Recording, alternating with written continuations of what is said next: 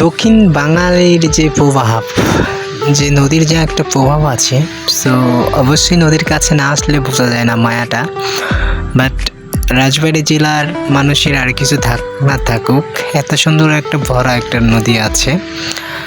তো যদি মনটা যদি অস্থির লাগে, তো সবাই একটু হলে নদীতে গোসল করে মেবি বাসা যেতে পারে। তো এটা আল্লাহর কাছে অনেক শুকরিয়া।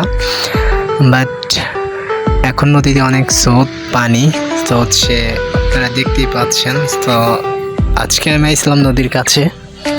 সো নদীর কাছে এসে দেখি এত সুন্দর একটা ভিউ, তার জন্য তুললাম। আর আমার এটা ফার্স্টলি ব্লগ, সো যদি আমার ব্লগে কিছু ভুল থাকে তো অবশ্যই আপনারা ক্ষমার দৃষ্টিতে দেখবেন।